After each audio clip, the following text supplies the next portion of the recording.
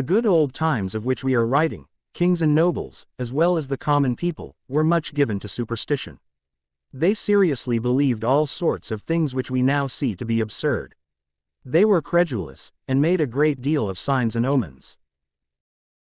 They were terribly afraid of witches, and thought that their fates could be told by the stars, and that mysterious old men in long black caps, with flowing white beards, were able to foresee future events by muttering strange gibberish, and waving wands, and concocting elixirs and curious potions. Young Manuel, the new king of Portugal, was by no means free from the superstitious beliefs of his age. He, too, thought that the future could be foretold, and that the stars betrayed the destiny of mortals by their place in the heavens and the directions in which they moved. Manuel was a hale and vigorous young man of 26 when he came to the throne, and his access scion was greeted and celebrated with much joy among his people. This joy was all the greater when they learned that he was fully bent on carrying out King John's purpose of sending out an expedition to find India, for although some of the king's advisers murmured that it would be expensive, dangerous, and perhaps useless, the greater part of the nation approved his design with fervor and delight. There was living at that time, in a town not far from Lisbon, a swarthy old Jew, named Abraham Kokodo, who was famous for the skill with which he practiced astrology. He could tell people, it was said, whether any undertaking would be successful or not, and what their fate in life would be, by consulting the constellations in the heavens. King Manuel lost no time in sending as secretly as possibly to Kokodo, and bade him come to the palace. Kokodo at once obeyed the royal command, and when he had reached Manuel's cabinet, whither he came disguised and in the night, the king locked the door, and told him why he had sent for him. "Find out for me, wise Kokodo," said he, "whether the bright stars will bid me to engage in this great discovery. Take your own time, and come and tell me what you learn." The Jew promised to do so, and went away. Some days after, he returned as secretly as he had come at first.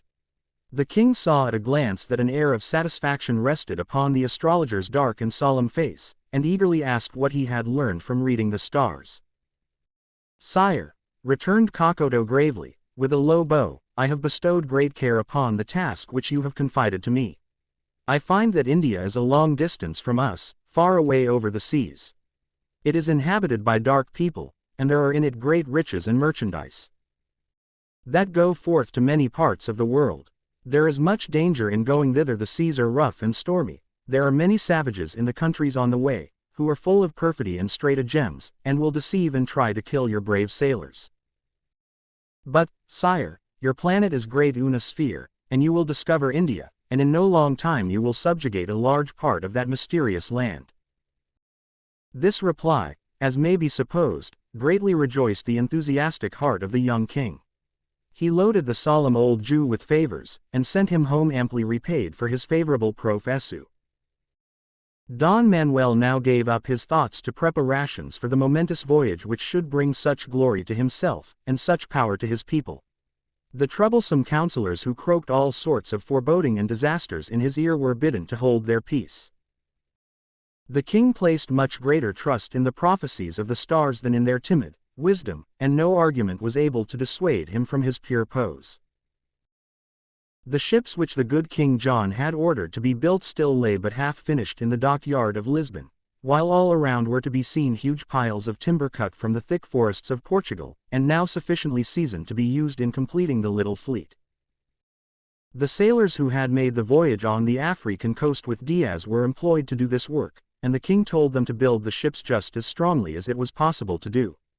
Ere many weeks, 3 goodly vessels, the admiration and wonder of all the people who saw them, lay in their stocks, ready to be launched. They were of the kind called at that period caravels, such as Columbus had sailed in. Don Manuel then caused the ships to be supplied with whatever was necessary for so long and dangerous a voyage as they were destined to make, nor were these supplies few or inexpensive.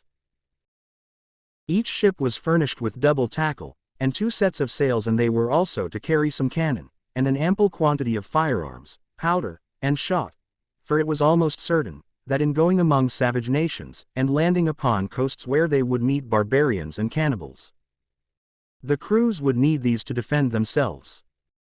An abundance, not only of provisions, but of preserves, perfumed water, and a whole apothecary's shop of drugs and medicines, was put on board. Besides these, the ships were loaded with a great variety of merchandise, among which were gold, silver, woolen cloths, jewelry, necklaces, chains, and bracelets, silver ewers, yataghans, swords and daggers, some of which were richly and beautifully chased and engraved, spears and shields, and an abundant supply of fine spices. These things were put in the ships, either to be exchanged for any valuable wares that the Portuguese might find where they should happen to land, or as rich presents to win the gratitude and friendship of the swarthy princes whose realms they might reach.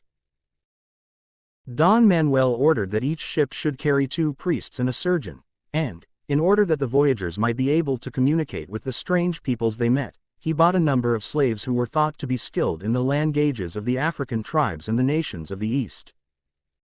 And now came perhaps the greatest difficulty with which the king had to contend in preparing the expedition. It was to be a most hazardous and formidable journey, and a great deal must depend on the man who should be selected.